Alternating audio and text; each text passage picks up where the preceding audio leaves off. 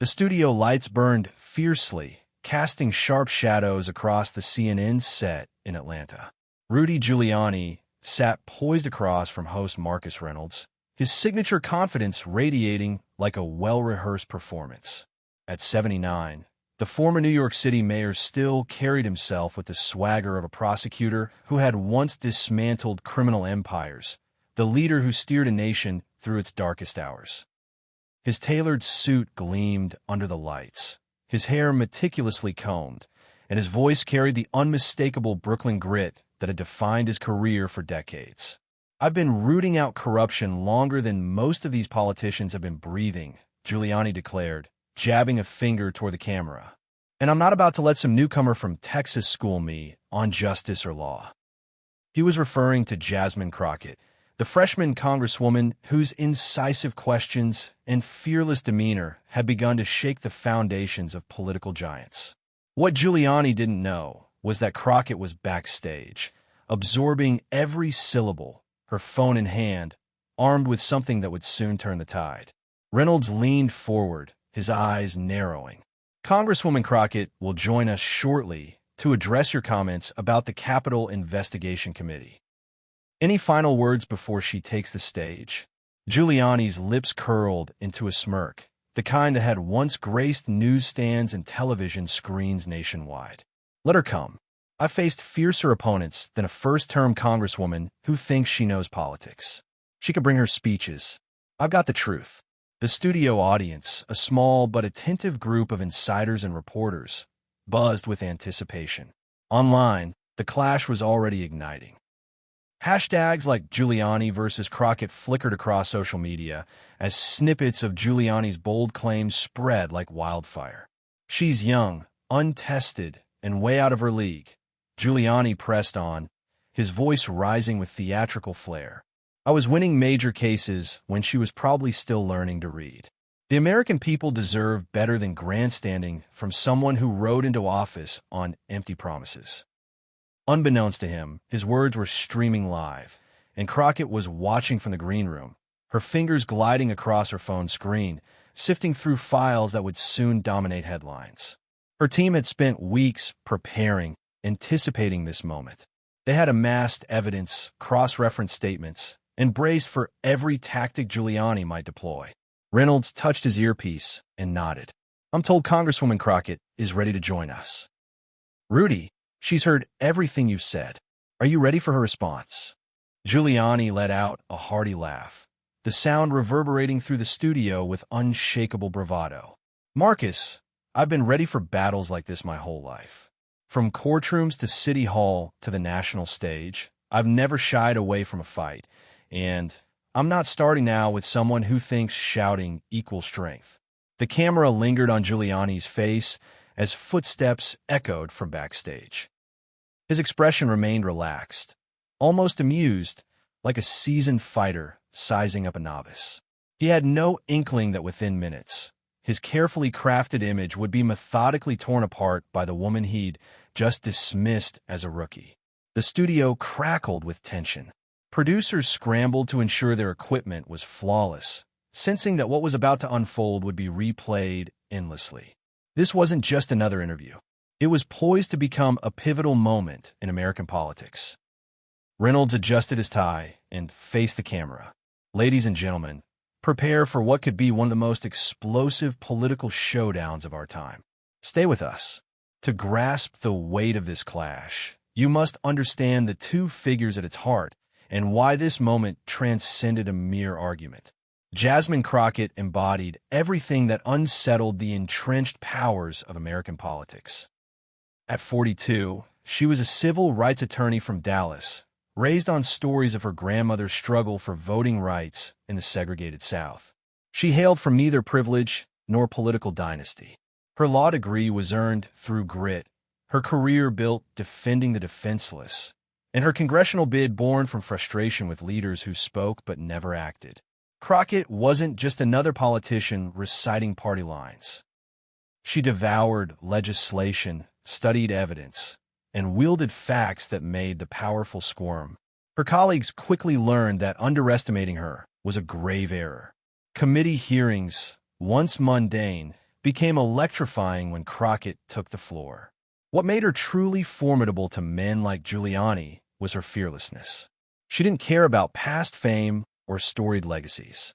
She cared about actions in the present, and she wasn't afraid to call out falsehoods, no matter who spoke them. Across from her sat Rudy Giuliani, a man whose identity was forged in bygone triumphs. He was the prosecutor who crushed New York's criminal underworld, the mayor who led the city through unimaginable tragedy. For decades, he was a Republican titan, revered by millions as untouchable. But that was before the election controversies, before the bizarre press conferences, before the lawsuits and probes that eroded his once impeccable reputation. At 79, Giuliani was no longer America's mayor. He was a man clinging to fading relevance as his legacy crumbled. This confrontation was about more than two individuals. It was a test of whether truth still held sway in American politics, whether a new generation could challenge those who believed their past shielded them from scrutiny. It was about the soul of democracy itself. Giuliani had been a fixture on conservative outlets, peddling unfounded theories and attacking anyone who questioned his narrative. He seemed convinced that his former glory granted him immunity, that his reputation could weather any storm. Crockett represented his greatest fear, someone who had done the work, held the proof, and wasn't swayed by his accolades. She had prepared for weeks, not for fame, but because she believed the public deserved the truth. The generational divide was stark. Giuliani symbolized an era where reputation trumped results, where bluster outshone substance. Crockett heralded a new breed of leader, one who valued evidence over ego, action over rhetoric. This wasn't just politics. It was a reckoning.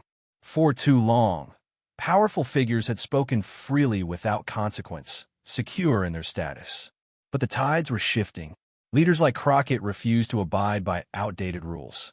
They wouldn't stay silent as misinformation spread.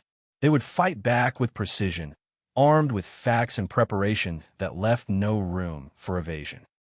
As Crockett readied herself to step onto the stage, she knew this was bigger than her career. It was about proving that truth still mattered, that accountability was achievable, and that no one, not even a once-revered icon, was above challenge when spreading lies.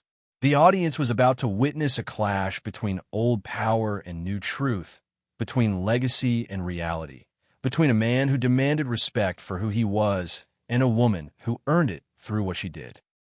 Reynolds glanced between his guests as the air grew thick. "Congresswoman Crockett, you've heard Mr. Giuliani's remarks. How do you respond to his critique of your experience and credentials?" The moment had arrived. America was about to see what happens when preparation collides with overconfidence, when evidence meets excuses, when a new voice refuses to be silenced by the old guard. JASMINE CROCKETT stepped onto the CNN set with the poise of someone who had spent hours honing her strategy. Her burgundy blazer was crisp, her demeanor calm, yet razor-sharp. She nodded courteously to Marcus Reynolds and settled into her chair across from Rudy Giuliani, whose smirk still lingered, betraying his belief that this would be an easy win.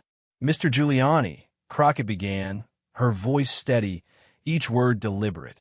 "I heard every word you said about my experience and qualifications. Before we dive into the heart of why we're here, I think the American people deserve to know exactly who they're hearing from."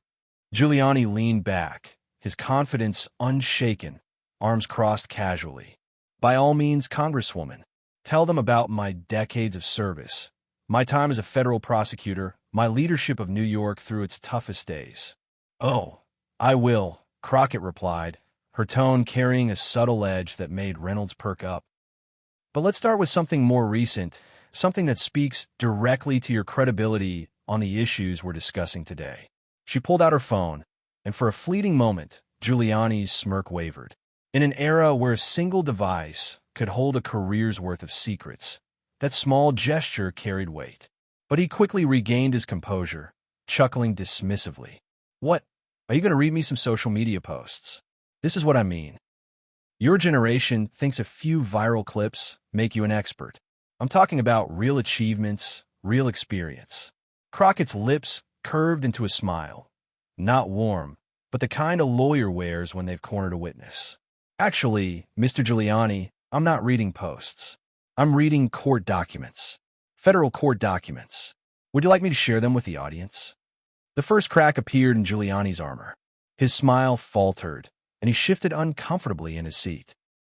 I don't know what you think you've got there, he started, but Crockett cut in, her voice slicing through his deflection. I have the sanctions order from Judge Amelia Wright, she said, her eyes locked on her phone. The one where she found that you and your legal team made false and misleading statements to the court. Shall I read the exact quote? The studio fell silent. Reynolds' eyes widened, sensing the shift from routine debate to something far more consequential. Giuliani's face flushed, a faint red creeping up his neck. For the first time, the man who had thrived on bravado looked rattled. That's taken out of context, he stammered, his voice rising. You don't understand the nuances of that case. Actually, I understand it quite well, Crockett countered, scrolling calmly. I'm a civil rights attorney, Mr. Giuliani. Reading court documents is my job. Judge Wright was crystal clear. She wrote, and I quote, your legal arguments were a deliberate and egregious misuse of the judicial process. Giuliani lurched forward, pointing at Crockett. You're cherry-picking lines. You're twisting things to score cheap points. Then let me give more context, Crockett said, unruffled. Judge Wright also noted that your claims were directly contradicted by evidence in the record. She found that you knew your statements were false when you made them. Is it the experience you're so proud of?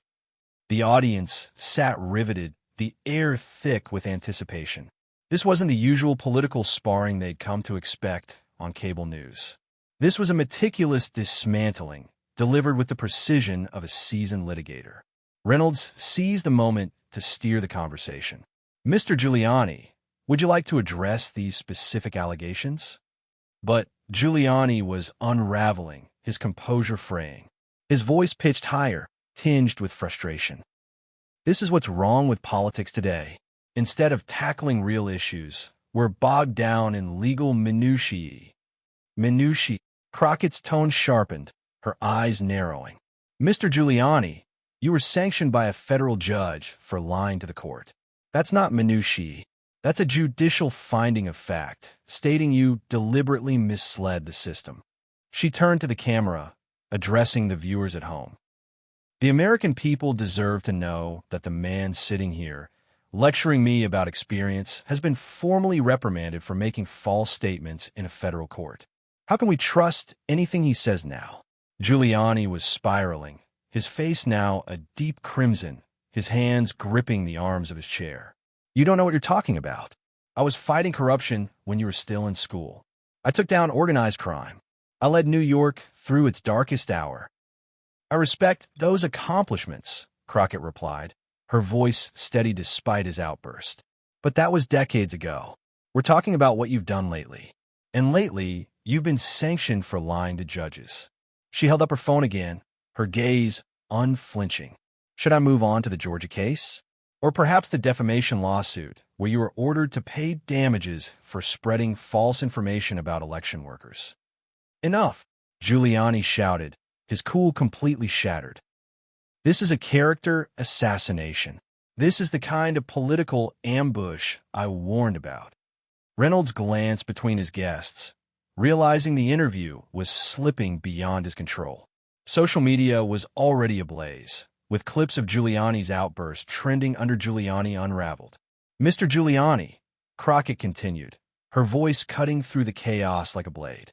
If reading factual court rulings is character assassination, what does that say about your character?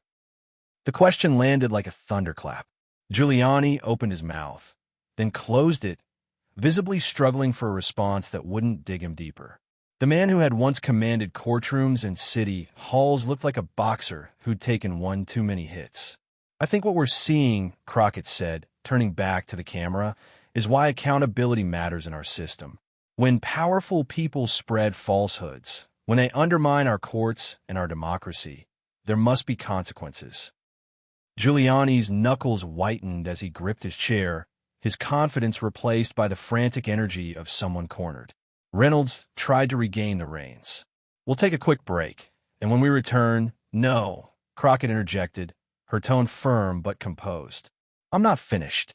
The moment that would echo across millions of screens was about to unfold. Crockett fixed her gaze on Giuliani, her expression resolute. "Mr. Giuliani, you spent the last 10 minutes questioning my experience and credentials. You've implied I don't understand real politics, that I'm too young to challenge someone with your history. Is that correct?" Giuliani, still reeling but trying to claw back ground, nodded curtly. "That's right. You're a first-term Congresswoman who thinks waving court papers makes you an authority." "Good," Crockett said, her voice steady as steel. "I want to confirm your stance before I share something else with our audience." She scrolled through her phone again, and Giuliani visibly tensed, now wary of what might come next. "Mr. Giuliani, as a prosecutor, you swore an oath to uphold the law and seek justice, correct?" "Of course," he replied, his voice tinged with fatigue.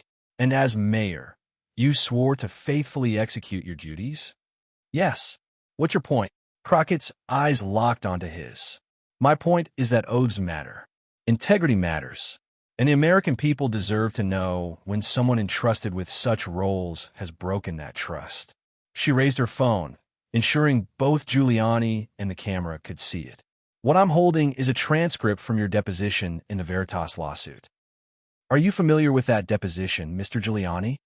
The color drained from Giuliani's face. "I'm not discussing active litigation," he said quickly, his voice unsteady.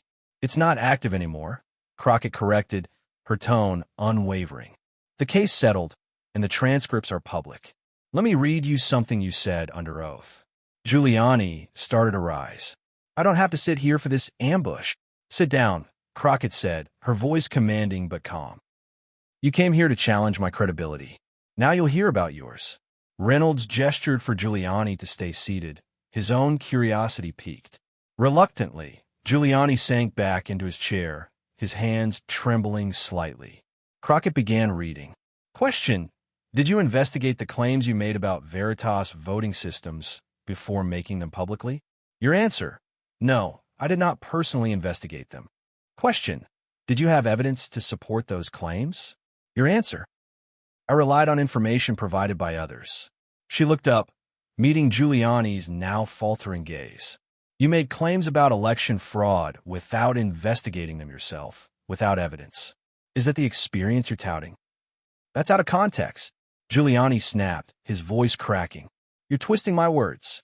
"These are your exact words, under oath," Crockett replied, her calm unshaken. "But let's continue." She scrolled further. Question: Do you acknowledge that some of your statements about Veritas were false? Your answer: I acknowledge some information I received may have been inaccurate. The studio was silent, save for Giuliani's labored breathing. Online, Crockett exposes Giuliani surged, with clips of the exchange going viral. "So, let me be clear," Crockett said, her voice rising slightly for the first time. "You, a former prosecutor who understands the weight of evidence, made public claims about election fraud without investigating, without proof, and you now admit those claims may have been false. And you want to lecture me about qualifications?" Giuliani was speechless, his mouth working soundlessly. The man who had once dominated political discourse was at a loss, his defenses crumbling under the weight of his own words. Jasmine Crockett held the studio in her grip, her phone still raised like a weapon forged from truth. Rudy Giuliani, once the unassailable titan of American politics, sat slumped across from her, his face a mask of shock and anger. The CNN set in Atlanta buzzed with an almost tangible electricity as the small audience of insiders and journalists leaned forward, hanging on every word. Host Marcus Reynolds, usually a steady hand, seemed as captivated as the viewers at home, his eyes darting between his two guests. Crockett's voice cut through the silence, clear and unrelenting. "Mr. Giuliani, you've built your career on the idea that you're a champion of truth and justice. But let's talk about what happened when you were given the chance to uphold those principles." She scrolled through her phone, her movements deliberate, each tap amplifying the tension. There's one more quote from your Veritas deposition that I think the American people need to hear. Giuliani's hands twitched, his earlier bravado replaced by a visible dread.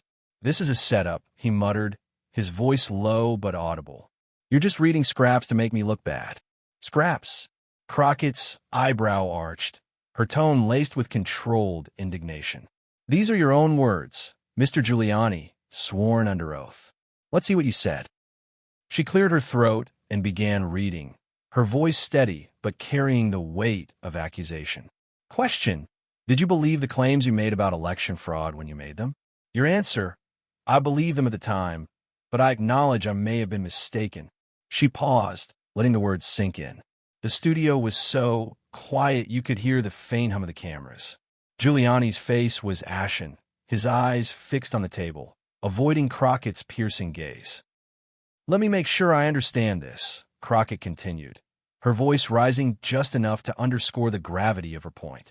"You, a man who spent decades as a prosecutor, who knows the importance of evidence and the consequences of false statements, spread claims about election fraud without verifying them. You now admit those claims may have been wrong. Those claims fueled distrust, incited chaos, and shook the foundation of our democracy. And you want to sit here and lecture me about experience?" Giuliani tried to rally, his voice hoarse. "I was acting on the information I had. You can't fault me for trusting my sources." "Trusting your sources?" Crockett's tone was sharp now, cutting through his excuse like a blade. "You weren't some bystander passing along rumors. You were a public figure with a platform, a former mayor who knew the weight of your words. You made those claims without evidence, knowing they could tear at the fabric of this country. And now you admit you were mistaken." She turned to the camera, her expression resolute. "This is what happens when power goes unchecked. This is what it looks like when someone thinks their reputation lets them say anything. Consequences be damned. The American people deserve better. They deserve leaders who verify before they vilify, who prioritize truth over headlines." Giuliani was unraveling. His hands gripped the arms of his chair, his knuckles white, his face a mix of fury and desperation. "You're distorting everything," he shouted, his voice cracking. "This is a witch hunt, plain and simple." "A witch hunt?" Crockett replied, her calm unshaken. "These are your own words, Mr. Giuliani. These are court findings. These are facts. If facing the truth feels like a witch hunt, maybe it's time to look in the mirror." The audience gasped softly, the weight of her words landing like a hammer. Online, the exchange was already a firestorm. Hashtags like Crockett crushes Giuliani and truth over reputation trended globally, with clips of Crockett's methodical takedown racking up millions of views. TikTok users stitched together montages of Giuliani's faltering expressions, while Twitter erupted with memes of Crockett's phone as the ultimate weapon of accountability. Reynolds, sensing the moment's intensity, tried to steer the conversation. "Congresswoman, you've made serious allegations about Mr. Giuliani's credibility. Mr. Giuliani, do you have a response to these specific points?" Giuliani opened his mouth, then closed it, his eyes darting as if searching for an escape. I've spent my life serving this country," he stammered. "I've done more for America than you'll ever understand. This is just political theater." "Theater?" Crockett's voice was calm but searing. "Theater is when you perform for applause, Mr. Giuliani. I'm here with facts, court-documented facts, that show you betrayed the very principles you claim to stand for. That's not theater. That's accountability." The studio was frozen, the weight of her words pinning everyone in place. Giuliani, the man who had once commanded respect from every corner of the political world, looked small, diminished, like a shadow of his former self. His trademark confidence was gone, replaced by the frantic energy of someone who knew they'd been outmatched. Crockett stood, straightening her blazer with a quiet dignity. "Mr. Giuliani, you came here to question my qualifications, to dismiss me as inexperienced. But what we've seen today is that experience without integrity is hollow. Qualifications without accountability are meaningless." She turned to the camera, her voice steady and commanding. "The American people deserve leaders who do the work, who bring evidence and who own their mistakes. That's not about age or titles. It's about character. Reynolds looked at Giuliani, whose head was bowed, his hands fumbling with his microphone. "Mr. Giuliani, any final thoughts?" Giuliani's voice was barely audible, a mumble lost in the hum of the studio. This is over." He began to remove his microphone, his movements jerky, his face a portrait of defeat. "It's not over," Crockett said, her tone firm but not cruel. "Accountability doesn't stop when the cameras do. It's just beginning."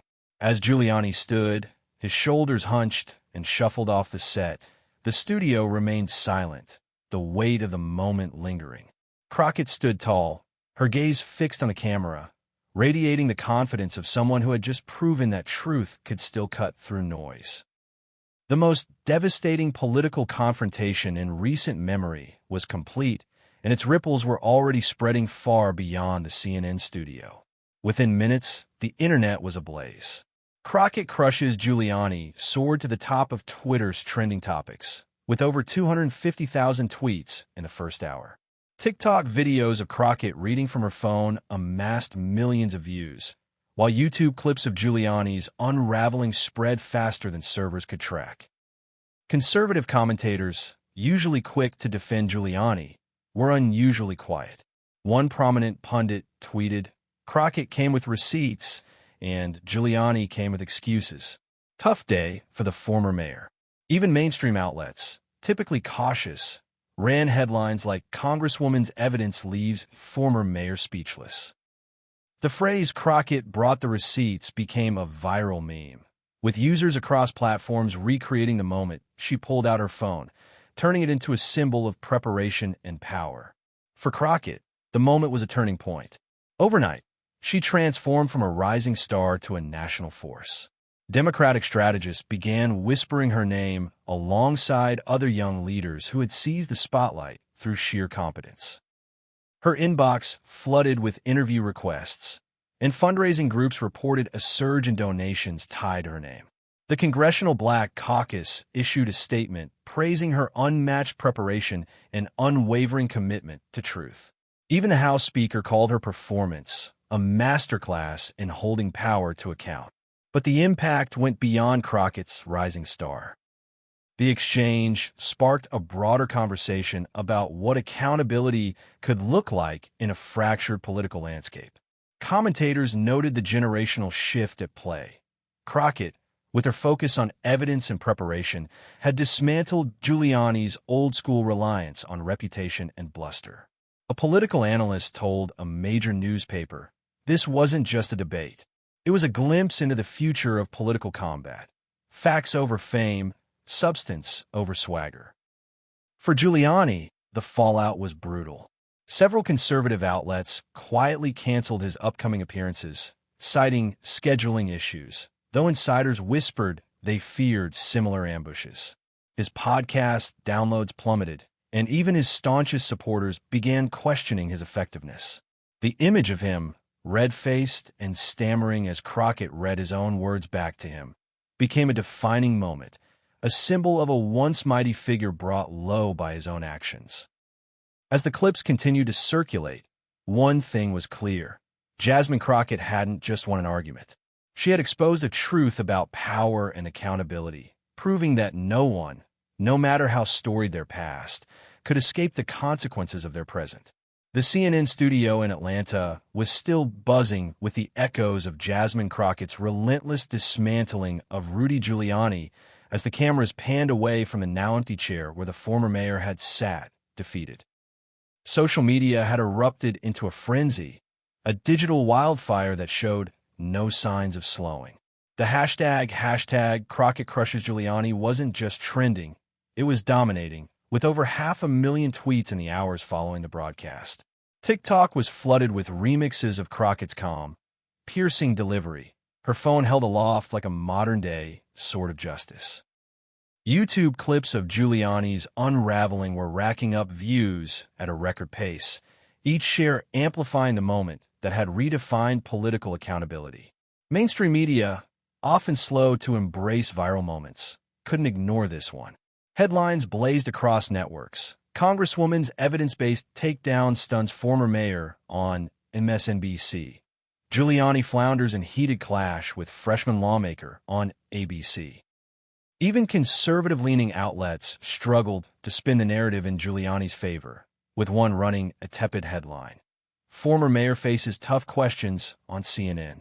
The phrase "Crockett brought the receipts" had transcended the broadcast, becoming a cultural shorthand for wielding undeniable evidence in the face of bluster. Memes flooded the internet. Images of Crockett's phone superimposed over courtroom gavels, scales of justice, even superhero shields. For JASMINE CROCKETT, the confrontation was more than a career-defining moment. It was a seismic shift in her public profile. By morning, she was no longer just a respected freshman congresswoman from Dallas. She was a national figure, her name spoken in the same breath as the most influential voices in politics. Democratic fundraising platforms reported a surge in contributions linked to her performance, with donors citing her fearless precision and unapologetic truth-telling. Progressive organizations began circulating petitions urging her to take on larger roles, while talk shows clamored for bookings. The Congressional Black Caucus doubled down on its praise, calling her a beacon of integrity in a time of division. Even the president, typically reserved about cable news spectacles, issued a statement. Truth and preparation are the backbone of leadership. Congresswoman Crockett showed us both. But the impact stretched far beyond Crockett's rising star or Giuliani's public humiliation. The exchange ignited a broader reckoning about the state of American politics. Political analysts dissected the moment as a turning point, a vivid illustration of a generational shift. Dr. Elena Martinez, a professor of political science at Howard University, told a major outlet, "What we saw was a new kind of political warrior." Crockett didn't just win a debate, she redefined how power is challenged. She showed that facts, wielded with precision, can cut through decades of reputation. Legal scholars were equally impressed. A former U.S. attorney tweeted, "Crockett's approach was straight out of a courtroom. She didn't raise her voice or resort to theatrics. She built a case, piece by piece, until there was no escape." That's what preparation looks like. Her methodical use of court documents, sanctions orders, deposition transcripts, set a new standard for political confrontations. It wasn't about outshouting an opponent. It was about outworking them. For Rudy Giuliani, the fallout was catastrophic. His once loyal conservative media allies began to distance themselves. 2 major talk shows canceled his scheduled appearances, with producers citing unforeseen conflicts, though whispers suggested they feared another televised disaster. His podcast, once a platform for his unfiltered takes, saw its downloads plummet by nearly half in the days that followed. Online, his supporters were divided. Some doubled down, claiming he was ambushed, while others questioned whether he could still carry their cause. A viral political cartoon captured the moment perfectly. Giuliani, red-faced and shrinking, dwarfed by a towering figure of Lady Justice bearing Crockett's likeness, holding a phone inscribed with truth. The broader implications for American democracy were profound. For years, critics had lamented that political leaders could make baseless claims without facing real consequences, that the mechanisms of accountability had eroded in an era of polarized media and fleeting attention spans. Crockett's performance challenged that narrative. She hadn't relied on post-debate fact-checks or third-party reports. She brought the evidence directly to the fight, confronting Giuliani in real time with his own words and the rulings of federal courts. It was a masterclass in accountability, executed live for millions to witness. Young activists saw her as a blueprint for challenging power. Grassroots organizations began hosting workshops inspired by the exchange, teaching aspiring leaders how to research, prepare, and confront misinformation with facts. "You don't need to be loud to be lethal," one organizer told the crowd. Crockett showed us that preparation is power. Her approach, calm, evidence-based, unrelenting, became a template for a new generation of political fighters who refused to play by the old rules of bombast and deflection. The Democratic Party, too, took note. Strategists began to see Crockett's performance as a model for engaging with opponents who thrived on chaos and bravado. Instead of matching their volume or energy, leaders could lean on evidence, letting the facts do the heavy lifting. A senior party official was quoted saying, "Crockett didn't just take down Giuliani. She showed us how to take down an entire style of politics, one that's been dragging us backward for years." As the news cycle churned, the story of Crockett's takedown refused to fade. Clips of the confrontation were replayed on morning shows, late-night programs, and international networks, each retelling cementing its place as a defining moment. Political commentators debated its long-term impact. Would this mark a turning point for accountability in politics? Could other leaders replicate Crockett's disciplined, evidence-driven approach? The consensus was clear. Something had shifted. The old guard, who had coasted on reputation and rhetoric, was on notice. The rules of engagement had changed. For Giuliani, the path forward was grim. The exchange had crystallized every criticism leveled against him in recent years. His reliance on unverified claims, his refusal to take responsibility, his fading grip on credibility.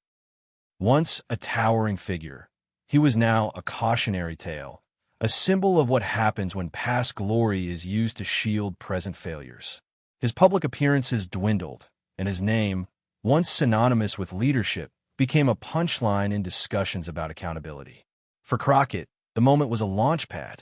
Her office was inundated with speaking invitations, from community centers in Dallas to national conferences.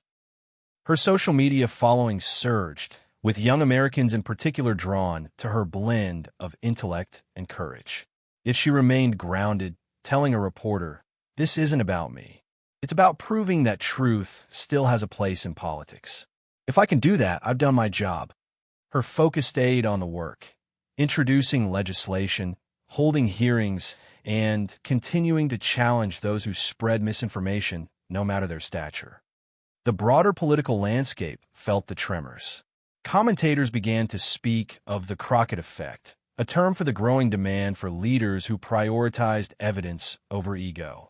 Voters, especially younger ones, expressed a renewed hunger for authenticity and accountability, sharing clips of the confrontation with captions like, "This is what leadership looks like," and "Facts don't care about your reputation." Even some conservative viewers, while loyal to their ideology, admitted respect for Crockett's preparation, with one tweeting, "I don't agree with her politics, but she did her homework." That's more than I can say for a lot of folks. The exchange also sparked a reevaluation of how political accountability could function in the digital age. Crockett's real-time fact-checking, delivered with surgical precision, showed that the tools of truth, court records, public documents, sworn testimony, were more accessible than ever.